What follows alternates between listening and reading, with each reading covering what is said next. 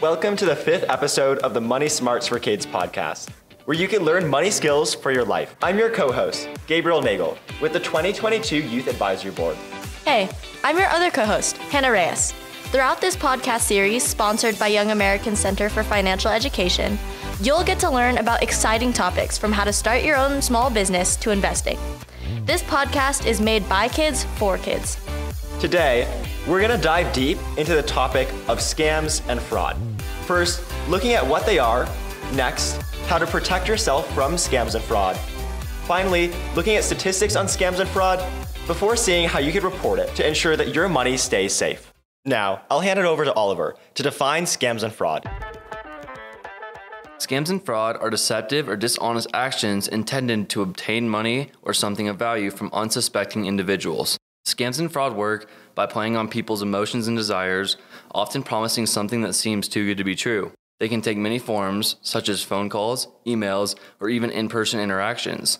The goal is to gain the victim's trust and then convince them to hand over money, personal information, or access to their accounts. One example of a common scam is the phishing scam. This is when someone sends an email that looks like it's from a legitimate company or organization, asking the recipient to provide personal information or click on a link that will download malware onto their computer. Another example is the pyramid scheme, which involves recruiting people to invest money in a business with the promise of high returns. The people at the top of the pyramid make money by recruiting others, but those at the bottom end up losing their investment. Wow, that seems really scary. I never want that to happen to me. How can I protect myself from scams and fraud? Well, the first step to protecting yourself is to be aware of the signs of a scam. One common sign is an offer that seems too good to be true. For example, a job that promises to pay you a lot of money for very little work. Another sign is a request for personal information, such as your social security number, credit card number, or any passwords. If you're not too sure if an offer is legitimate, it's always a good idea to do your research. Look up the company or organization online to see if there are any reports of scams or fraud associated with them.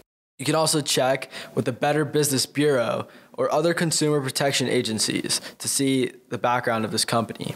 Another important step is to never give out personal information unless you are absolutely certain that it is safe to do so. Scammers often use social engineering tactics to trick people into giving up their personal information, such as pretending to be a bank representative or government official. Did you know that there are special units in law enforcement that focus solely on investigating scams and fraud?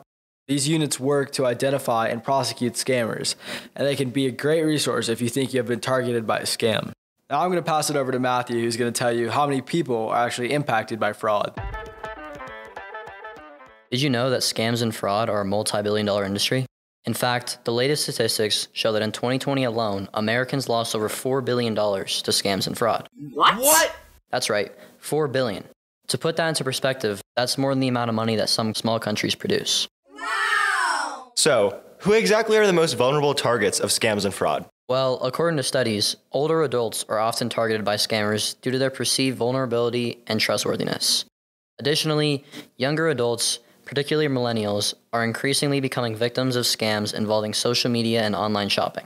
Now, you might be thinking you're too smart to fall for a scam or a fraud, but here's a fun fact for you. Scams and fraud can happen to anyone, no matter how smart or savvy they are. So it's important to stay vigilant and informed to protect yourself from becoming a victim.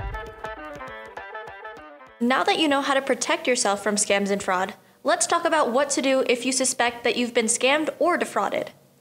The first step is to stop all communication with the scammer and try to gather as much information as possible. Phone numbers, email addresses, or any other documents and messages related to the scam.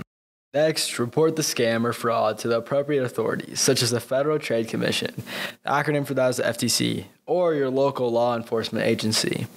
You can also report the scam to the Better Business Bureau, as mentioned previously, or the Internet Crime Complaint Center.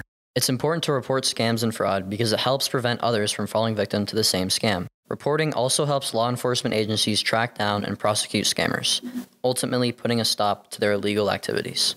I especially understand the importance of being vigilant with scams and fraud because a couple months ago, my grandpa had received a message saying he had to send $10,000 in cash to a certain address or else the scammer or that person who was in contact with him would take $90,000 out of his account. Being a vulnerable and overtrusting target, my grandpa thought that the scammer would take $90,000 out of his account. Oh no! The scammer actually did not have access to the $90,000 he threatened he would have. This is why it is important to stay informed, updated, and vigilant.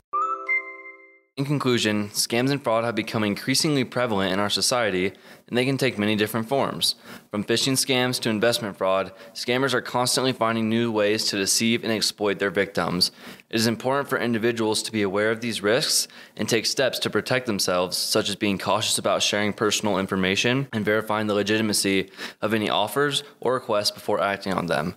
Ultimately, preventing scams and fraud requires a collective effort from all parties involved. By staying informed, vigilant, and taking appropriate action, we can work towards a safer and more secure society for everyone. Fun fact, reporting scams and fraud can actually make a difference in catching these perpetrators. In fact, a recent study found that reporting scams to the FTC led to 47% of the scammers being caught and prosecuted. So don't be afraid to speak up and report any scams or fraud you encounter. That's a very hopeful and informative fact. Join us next time to learn about insurance. On the Money Smarts for Kids podcast.